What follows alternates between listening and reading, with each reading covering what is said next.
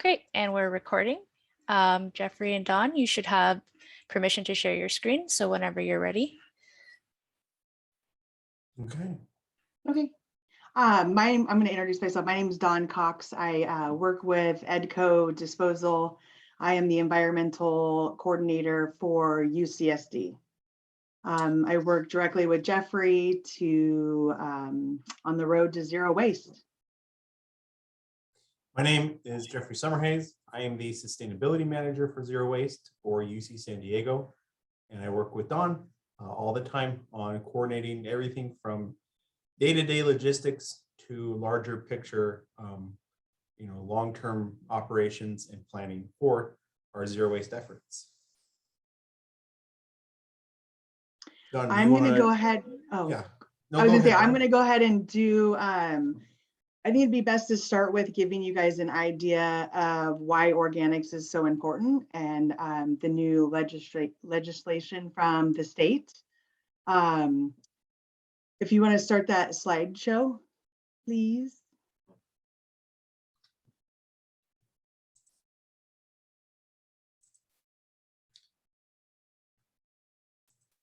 One second, Dawn. Oh, never mind. It's up.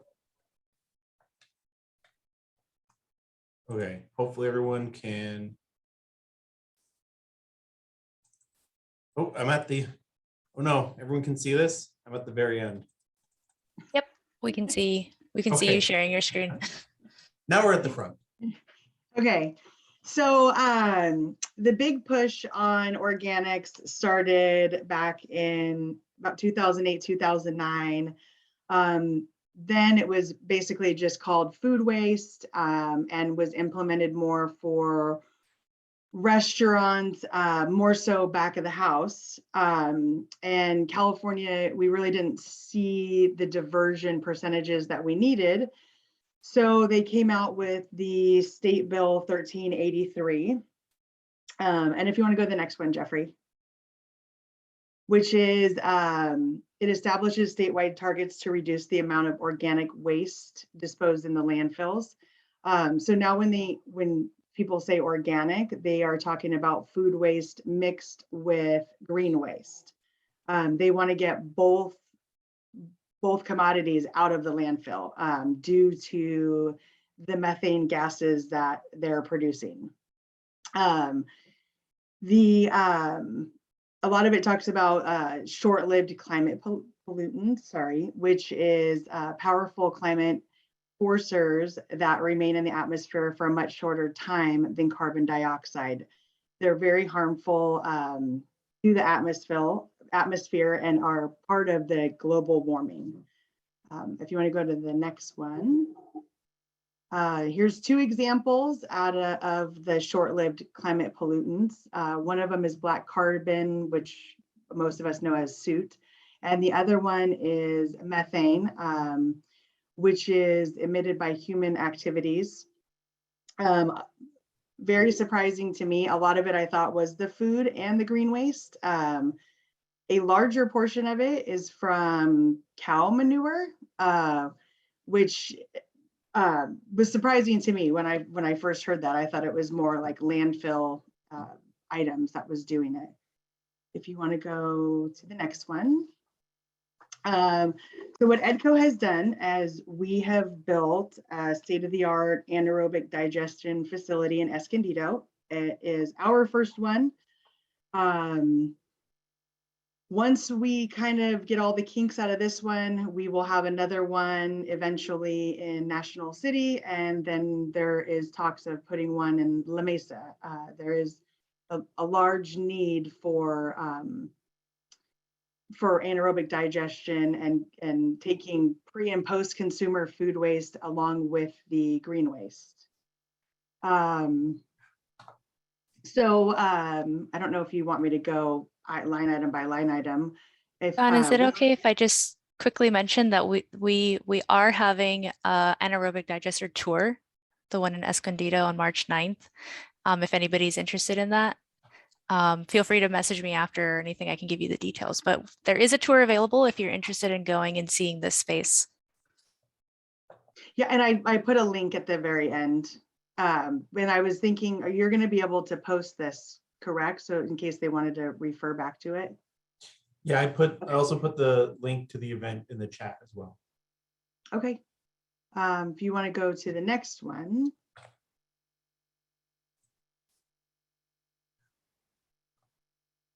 Anaerobic digestion is a microbial process in which organic materials are broken down into simpler chemical components. Here is kind of a quick diagram of the process and how the anaerobic digester works, starting from where you feed it from the main anaerobic digester, where it runs in circles and heats up for about 2 weeks. And then the post digester, where it separates the gas from the liquid and the hard materials. And if you want to go to the next one, this is kind of a better breakdown of it. I do not have a diagram from us, unfortunately. This one shows that what feeds it is the waste. This is liquids or low solids. If you do come to a tour at our facility, you will see that we feed our digester in 2 ways. We feed it with solids, which is the yard waste, boxes, pizza boxes, paper cups. That all goes, it all goes into a mulch area, and it feeds the anaerobic digester on one side. And then the slurry, the food waste, I call it slurry, it's kind of like a watery, they start feeding that into the other side of the digester, and it has a certain percentage that they make in order to have it break down in the right amount of time. And then this goes into the anaerobic digester, the vessel itself, it's in there for 2 weeks heating up, turning 24 hours a day. And then it breaks down into the biogas or the solid digestate or the liquid digestate. And if you want to go to the next one. Here's just some photos of us building the digester facility. As you can see, it's kind of hard to see, but in the January of 2020, how big the circles are, the tubes themselves, I mean, it would probably take 3 of me standing tall to reach the top of how big it is while it's, and that's what's spinning in there. The overview of February of 2020, you see the 2 on the right-hand side, but the dirt area on the left-hand side. We are going to, I believe, and 4th quarter of 2022, start building the other 2. So this facility in Escondido will have 4 tubes when it's all finalized, creating the digestate and the biogas. And if you want to go to the next one. This is some photos of a tour that we did with the Econauts back in September. This mentions right here, it's Wednesday, March 9th from 10 to 11 at our facility in Escondido. They will be doing a tour that you can walk through and see how the digester works. Oh, and I was going to say then too, I don't know if you caught that yesterday, Jeffrey. We are trying to make the timing where we bring in UCSD's food waste compactor at that time. Nice. Yeah, so we can actually, during the tour, we can empty compactor and really see what we're getting, and if the post-consumer is working, which we're starting, or if it's getting contaminated. So that will be on March 9th. Oh, the excitement's in the air. It doesn't smell that great, but it looks pretty cool. And then if you go to the next one, that's it. And I was going to see if you guys, anybody have questions?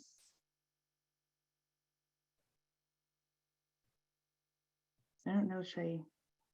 If there aren't any questions, we can move to the video that EDCO produced that kind of has a similar rundown, but does a little bit more background as to the reasons for why we have all of these facilities and need for diversion in the food waste category. Any questions before we move on? Actually, I do have a quick question. Sure. What areas does the anaerobic digester in Escondido serve? Like in terms of diverting food waste? So right now, what is going to Escondido is all of our franchise cities, which would be La Mesa, Lemon Grove, National City, Coronado. They are already doing mixed organic. So they're already doing the green waste and the food waste. The only one at this time that will be servicing out of Escondido will be UCSD's compactors. Thanks, Don.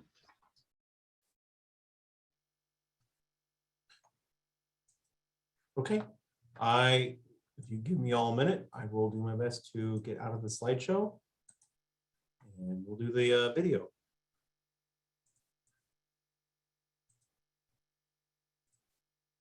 Yeah, I'm just anxiously awaiting when we can start doing that in Mira Mesa. That's why I was asking. Soon. Family-owned and operated EDCO is excited to announce that commercial food waste recycling is here. EDCO's new organics recycling program will collect food scraps. Hey, Jeffrey, could you try increasing the volume a bit? Oh, sorry, yes. This new program will assist communities to be in full compliance with evolving state mandates, including SB 1383, which is directly related to organics recycling and edible food recovery in the state of California. I'm sure you're thinking, what does this mean for my business? And what do I need to do to comply? To start, commercial generators should pursue food rescue options for edible food recovery. The San Diego Food System Alliance is leading an initiative across San Diego County to reduce food waste and increase food donation to people. By visiting their website, customers can find information on food recovery throughout the county, food donation guides, and other valuable resources. In addition to food donation, commercial generators that have post-consumer food waste will also need to establish an organics recycling program at their business. But what is post-consumer food waste? Post-consumer food waste is food waste that is discarded after the food has been sold or served. This waste is sometimes referred to as plate waste or food scraps and is typically tossed into the trash container. Recycling this waste is the next step to achieving California's zero waste goals. Now I'm sure you're wondering how you will get your food scraps from inside your business to the green containers. There are so many options available and every business is different. Businesses can collect food scraps in any container for an easy way to set aside leftovers before bringing them to the green containers. Different food scrap collection strategies will be used based on the type of business, available space, and layout of the facility. In restaurants, collecting food scraps from prep stations using designated and frequently emptied containers, like 5-gallon buckets, helps to reduce contamination and prevents pests and odors. In self-service restaurants, employee break rooms, and cafeterias, offering separate receptacles for organic waste, recyclables such as cans and bottles, and trash such as plastic straws or wrappers, helps empower consumers and employees to become part of the solution to wasted food. For smaller businesses, coffee cans, plastic food storage containers, and paper bags can all be used for an easy way to collect food scraps. While these ideas work for many businesses, many others are concerned about this causing a mess. How is my business possibly going to avoid the yuck that's associated with food waste recycling? That's a great question, and we have a solution. Wrapping food scraps in any type of non-wax paper, such as paper towels, newspaper, or paper bags, is an easy way to move food waste from inside your business to the green containers and helps keep those icky pests and odors away. Wrap the scraps. Another helpful tip to reduce odors in your break room or cafeteria, try freezing food like meat, poultry, and fish in a reusable container until it's time to place food scraps in the green containers. As you can see, there are many different ways to cleanly move food scraps from your business to the green collection containers, and everyone seems to have a different way that works for them, all while getting their food waste into the green containers. It is important to remember that all organic waste must be placed loosely inside the green containers or wrapped in any type of non-wax paper for collection. Please do not use any kind of plastic bags, even the biodegradable ones, as they contaminate the recycling process. EDCO is committed to assisting your business in implementing an organics recycling program. EDCO will provide free on-site visits to help you comply with the state's mandatory recycling requirements, which will also include a review of your current trash and recycling services and help determine the best organics program for you. To schedule a free on-site visit, please visit our website at edcodisposal.com, enter your zip code, and visit the Contact EDCO tab. By participating in EDCO's new organics recycling program, the materials your business places in the green containers will be recycled into renewable natural gas to create a carbon neutral EDCO collection fleet. Since 1967, family-owned and operated EDCO has had a long-standing commitment to innovation and reducing impacts on the environment. EDCO's state-of-the-art anaerobic digestion facility will begin serving customers in early 2021, assisting communities to be in full compliance with new state mandates and keeping us on the road to zero waste. For additional information about the new organics recycling program or EDCO's anaerobic digestion facility, please visit our website at edcodisposal.com. At EDCO, we'll take care of it.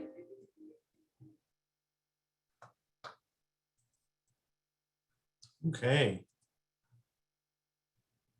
Awesome. So did anyone catch the first part of what that video was? And if you don't remember, because there's a lot of information that's totally understandable, but I'll give you all I'll basically give you the answer. The first part of the video stressed food recovery, which I can say is not a, what's the word? It's not, that video was not including that just to sound good. I've spoken with the CEO of EDCO, Steve South, and he has stressed that from day one. And that's something that they firmly believe in, and it's something that we also champion at UC San Diego.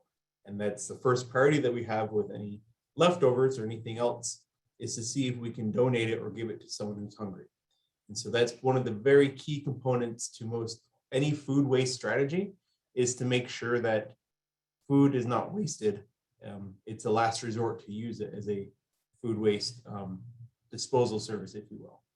Some of you know my friend Jen Bowser, and she has a wonderful phrase or mantra. It's basically, just because we have a way to get rid of it doesn't mean we should get rid of it.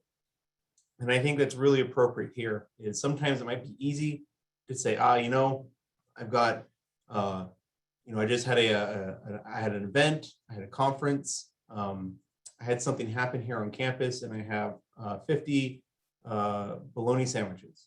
I really don't know what to do with them, and I don't want to take 50 of them home, but here's a food waste bin.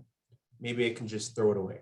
And there are a lot of options that we do have here on campus, and there's a lot of options in general across the city of San Diego and county of San Diego that we can divert them and help them get somewhere where they can be used and they can be recovered, if you will. That's a better option than digesting them. And then of course, sending them to EDCO's digester is obviously a better option than putting them in the trash. So as you can see, there are all these tiers or all these layers of diversion, between good, better, and best. And so I just wanted to highlight that. And I think it's really important that it was, stated in the video. And there's a real effort from everyone that I've seen, including the company that, is interested in providing the service, to make sure that that diversion does happen, even before it gets to their facility. Sorry, Dawn, is there anything that you wanted to add to that? No, that would be it. I did see that we have a question. How is the customer compliance monitored? Oh, okay. So right now, previously when it was pre-consumer, the city would come out and mainly for restaurants and cafeterias, stuff like that, come out and try to implement programs to take the food waste to their facility in Miramar. Right now, the city is not going door to door knocking on businesses because they unfortunately in the city of San Diego do not have an outlet for combined food waste and green waste, which would be the organics. They are working closely with Cal Recycle Cal Recycle has given an extra, I would say it's going to be 12 to 18 months for larger cities to implement the new SB 1383.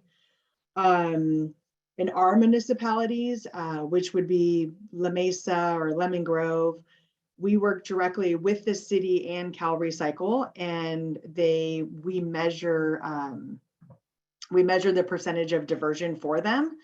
The cities, each individual city, it's up to them for compliance. So right now, like for compliance for us, for La Mesa, the municipalities coordinator is going door to door to businesses, trying to implement organics. And then the city of San Diego is actually, they are going out, but just for the green waste, to make sure that people are not putting green waste with the trash. That's the only compliance that they're asking for at this time. Ron, could you also just give a very quick overview of what SB 1383 is for those who might not be familiar with it? Just high level. Yeah, I mean, basically, I always read it off of here because it's different, but it establishes statewide targets to reduce the amount of organic waste disposed of in landfills. 50% reduction by 2020, 75% reduction by 2025. So the goal is to basically get all pre and post consumer food waste, as well as the yard waste, and then other things that our digester can take, like the paper plates, the paper cups, to get all of that out of the landfill and get it recycled now. Thanks so much. I saw there was another question in the chat about when will UCSD have food scrap bins on campus?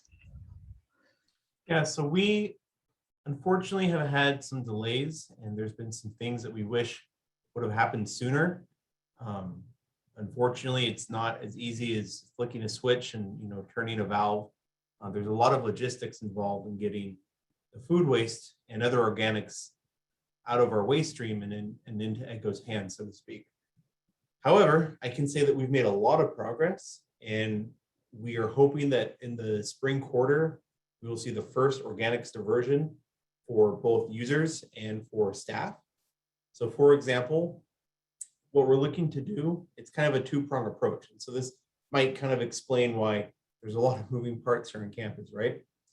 So as of right now, or let me back up. Pre-COVID, we had a few programs where people could divert food waste. They were with catering, they were with the cafeteria / kitchens, and they were with some of the student gardens. So a lot of this was small scale and basically up to the user, whether they chose to have these options or whether they chose to implement them. And so now what we're looking forward to do is we're looking forward to have a much larger scale. Unfortunately, we don't have the option to be as nimble to offer this in the kitchens and dining areas as of right now. We are looking at a pilot program to do food waste, post-consumer food waste collection at Price Center. We're looking to reestablish post-consumer food waste with catering. And we're also going to be taking back of the house, as that's kind of an industry term for the people who are preparing the meals and whatnot, the kind of the chefs, if you will, to put their food waste, post-consumer food waste, into bins and have them hauled to EDCO. So unfortunately, we have kind of shied away from the user aspect, or the average campus user, if you will. But what we are trying to do is get this going from behind the scenes so that there's a robust system for everyone to use when we have a bit more flexibility, assuming in spring quarter, if not fall quarter. So that's kind of the plan right now. Hopefully we will also see some other options that isn't just food waste related. In FM buildings in spring quarter, we will also have the ability to compost paper towels from the bathrooms.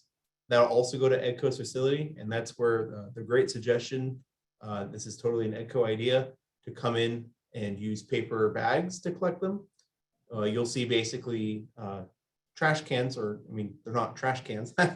you'll see containers that have a paper bag outside of a bathroom. You can put your used paper towels there.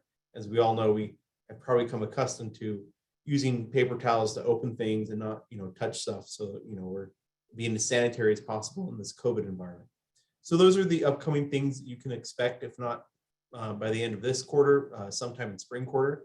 And as you can imagine, we would fill out all the other programs as much as we can coming fall quarter and supplementing them in the summer.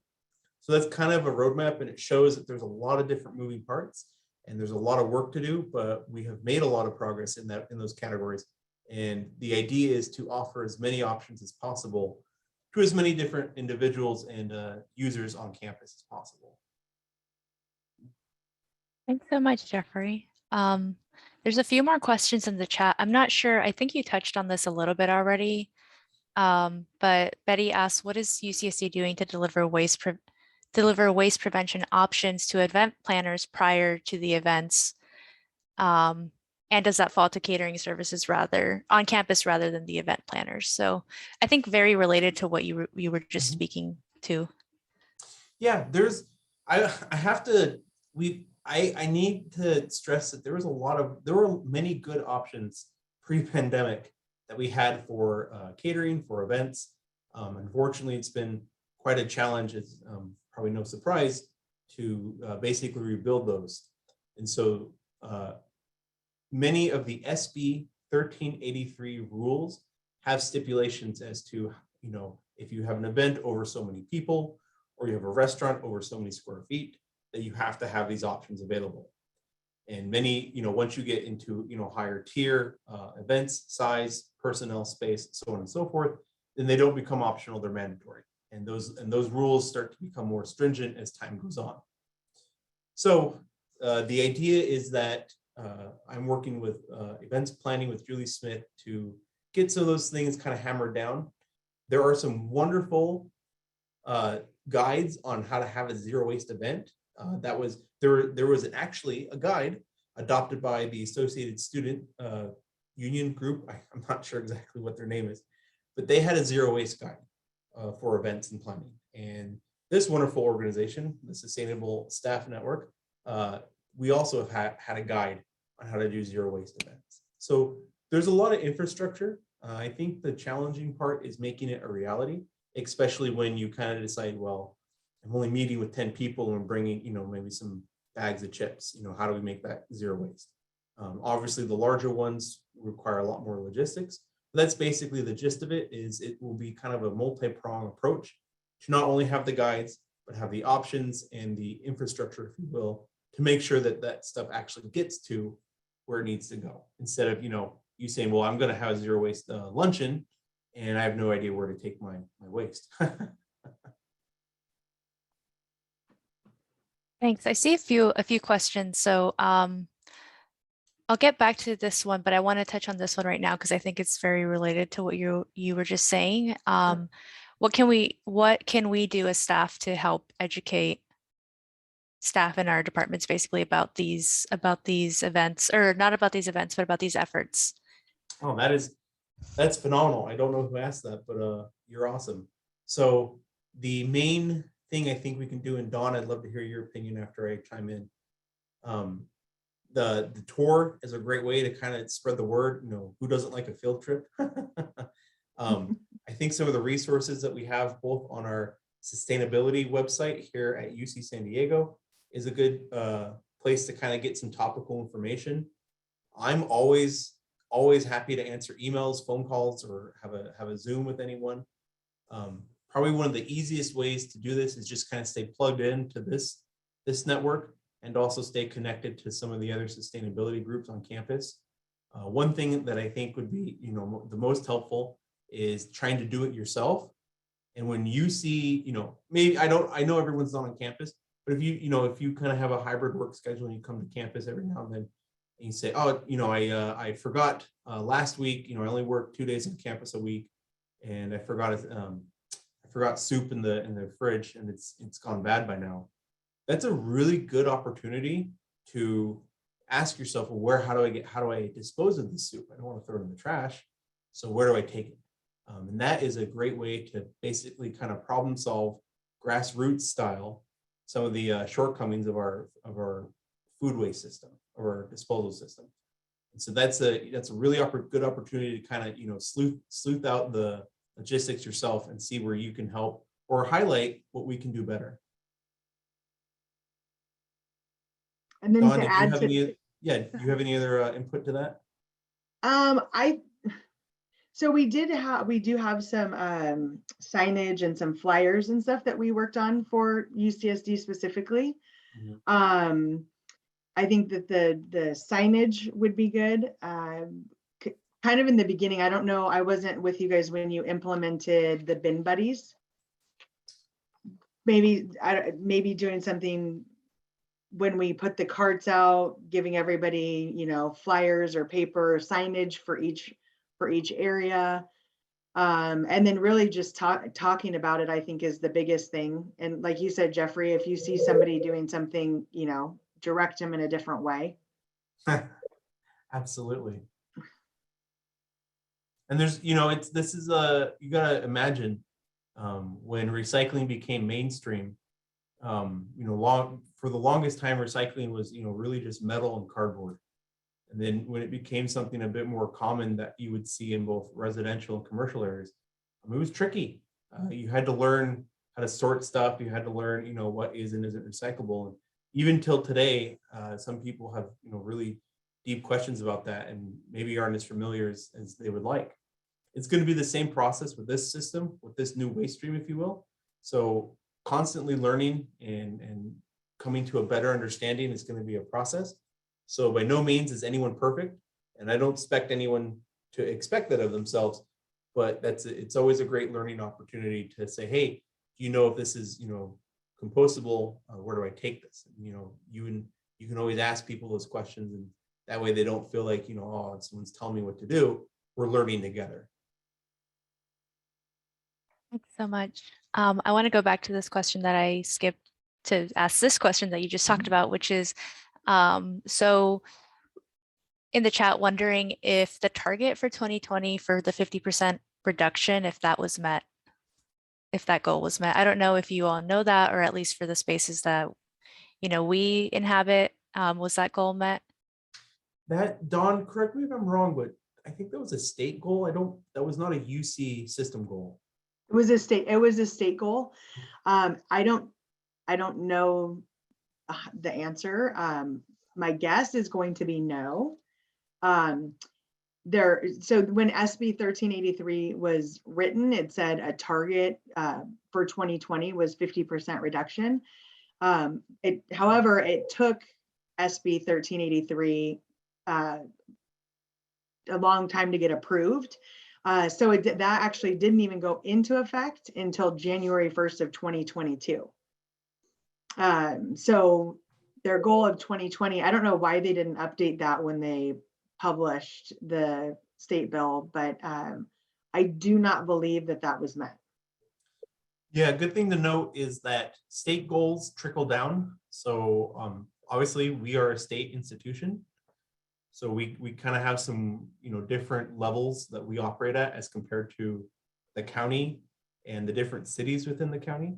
And so they have their own goals. The city of San Diego, I know, has its own goals for food waste. And so sometimes they match, sometimes they're different.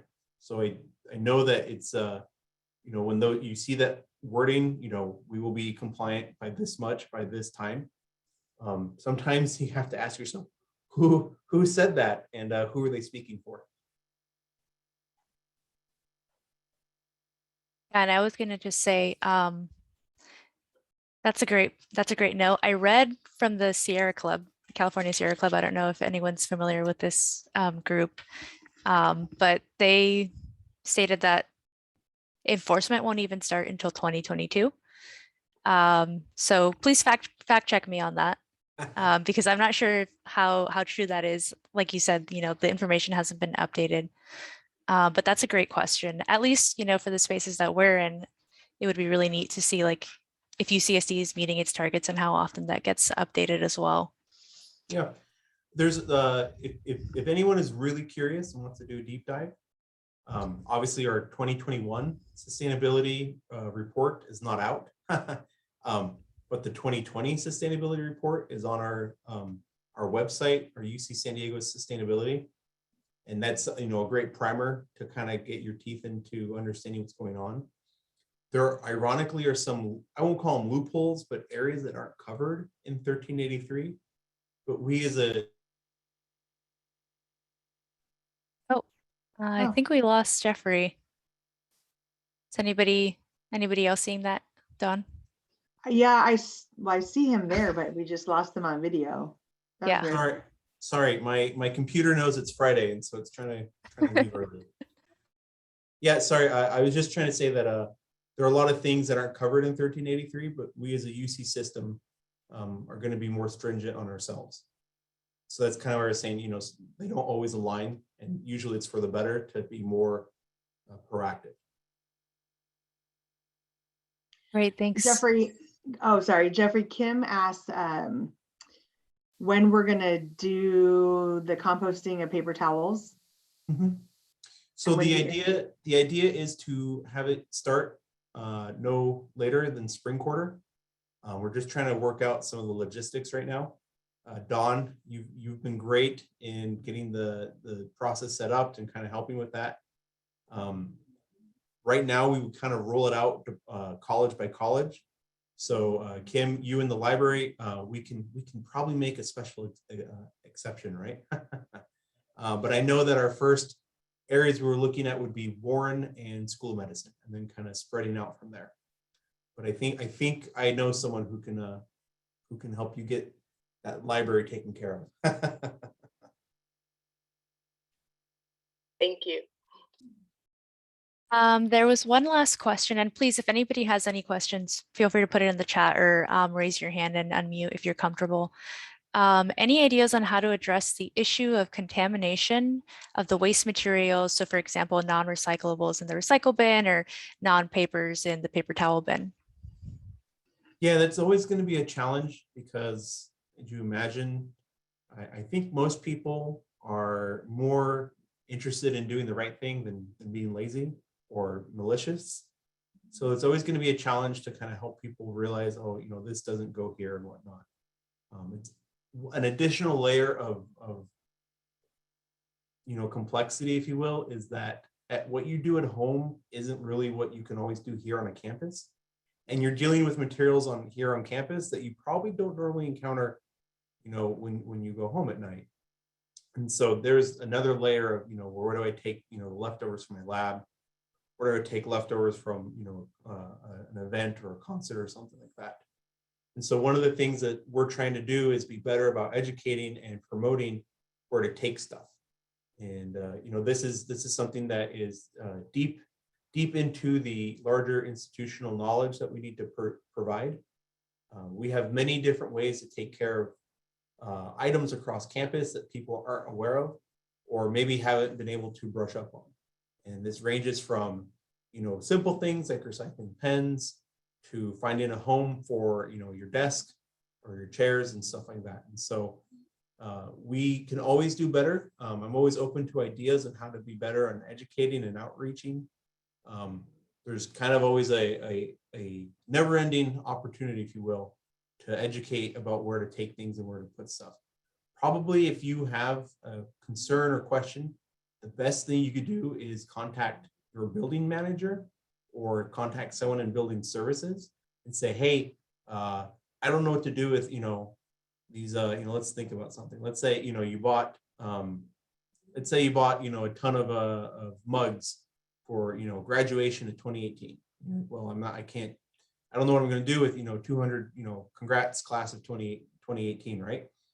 That's where you can contact a building manager. You're welcome to contact me, Dawn, many different people within the FM staff to kind of say, hey, what do we do with this stuff? Our work service center is also another great place to contact. And again, that's obviously for the people who care. If people don't care, then it's a bit more challenging, but you know, that's what I can provide for those who are interested.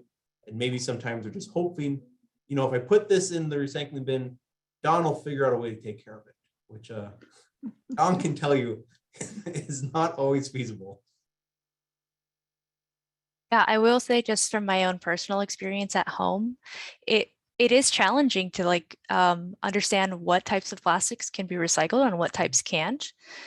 And so like, you know, I've done a lot of research on this at home about, well, what numbers can I recycle? And then finding out it's not as simple as just saying, oh, all these numbers go in the recycling and then these other numbers don't, for plastics specifically. And I always feel bad, you know, tossing something that I feel like should be recyclable, but actually isn't. And it's hard, but I think it's good to know that it's better to just, you know, if it's not recyclable, just don't put it in the recycling, because then you are contaminating waste streams or the recycling stream, and makes it harder to recycle actual recyclables in that bin. So it feels bad, and it's also hard to get like a very clear understanding of what actually is recyclable and what's not. So just wanted to chime in and say that I feel that at home. So yeah.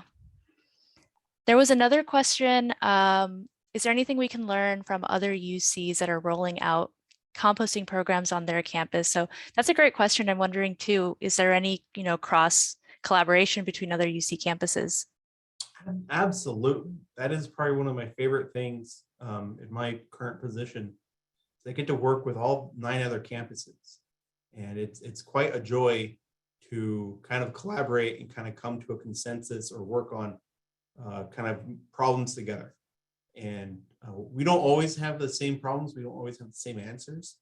As you can imagine, you know, 9 different other locations across the state, you know, there are 9 different circumstances. But that's something that we've all worked together on, and we have, you know, we have meetings, you know, big group meetings, individual meetings. And yeah, there's a lot of, you know, best magic practices, if you will, some KPIs that we've shared across each other and each other's campuses. One thing that I think you may notice is the larger group, the larger zero waste group across the UCs said, hey, here are some things that we don't want on campuses.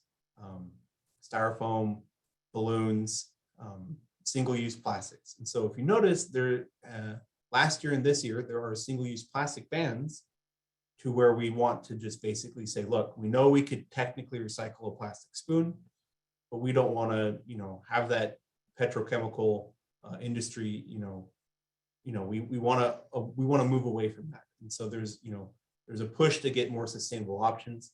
If you've been to Target recently, you've noticed there are no plastic bags. And last time I checked Price Center, I don't think there's anyone using plastic bags. And so you can obviously get a tote, you can bring your own. And so those are some of the things that we've kind of all collaborated on and said, hey, this would be really hard to do by ourselves. But if Berkeley does it, and UCLA does it, and Riverside and Irvine and Merced, if everyone does it, then, you know, we can kind of all have this, you know, nice little collaboration, say, oh, sorry if we don't offer this, and this is not unique to us, this is across the UC system. And speaking of collaboration, I see somebody in the chat said SIO would love to try and pilot some of these efforts. So maybe Jeffrey, that's a connection for you to start off with. Yeah, SIO, they've been great. We are Dawn, you could probably fill in more details, but we're very happy to be taking the all of the random and wonderful food waste options and leftovers from the aquarium. I think everything from the fish heads to lunch to paper towels, you know, Dawn, correct me if I'm wrong, I think we're grabbing as many things as we can from that place. Yeah, so right now we're only doing the food, right? The paper towels and stuff like that. I think that's where we discussed they're having an event. Is that one of the ones that's having the event this month? They will have paper towels, napkins, if they have paper plates, post-consumer, because as of March 1st, we're taking the compactor up to the anaerobic digester, which would be great. I mean, as soon as once we measure that and see how well our diversion does for the month of March, if that's a continued thing, then I don't think, and really it's up to you, how many we can put bins out for paper towels anywhere. Exactly. Yeah, or looking at, you know, SIO, where there's the other restaurant, there is some food waste that we can grab there too. Mm-hmm. One of the things that I would say, so someone had put in there that would be nice to see the food scraps dumpsters with the trash and the recycling bins. And I definitely agree with that. Ultimately, that would be mine and Jeffrey's goal. What we're currently working on is the steps to get there in the education process. And because we don't know what the contamination is going to look like. And once it starts to be contaminated, then unfortunately, our anaerobic digester is a little touchy. So the level of contamination they're saying is 0. So that's why we're kind of trying different areas and educating and starting in different places to make sure that the contamination stays low. And I don't know if you want to speak to the event that you and I did. When did we do that? In January, when we put containers out and the food, Oh. our first try at it. I think they're the biggest thing that we run into is lack of staffing right now. And really, I mean, a lot of people aren't aware of it, but the education to get people to do what they need to. And I'll give you an example. So we had at the event, we had trash, recycling, and organics. In our organics container, we found a tablecloth, which should have been trash. A lot of the organics, this was the right idea, but it's not the way that we can take it. A lot of the food was served in plastic containers. But then it was also served with like ketchup and mustard packets. So the ketchup and mustard packets, all in this one container, they would have to go into 3 different spots. And people either one just didn't take the time or they don't have the education to know, okay, this, the packets go in the trash. We could have recycled all of the plastic food containers. And then there's also the food on the other end where they could have thrown the food. So I think it all boils down to education and just kind of getting people in the right mode and learning about it. Yeah, that's a great point, Dawn. Sorry, go ahead, Jeffrey. No, I was just going to say that unfortunately, one of the few events, maybe wasn't the last event, but I had the wonderful opportunity at a summer staff celebration. If we can think back to those good old days where we had those, I was helping and I was, volunteering to be that kind of that staff, right? To take the opportunity to help people put their items in the right bin. It's the only time that I've met Chancellor Coleslaw in person. He came up and was asking, where do I put stuff? And I said, oh, right here. He's very cordial. And it was, one of those interesting moments where, I wasn't planning on it, but it was interesting to see, the leadership of the campus, going through the same process that we all go through. And yeah, Dawn, you were just hit the nail on the head. Staffing, that's one of the biggest challenges, especially right now. It's no surprise that that's the hardest or probably the linchpin at this point in time.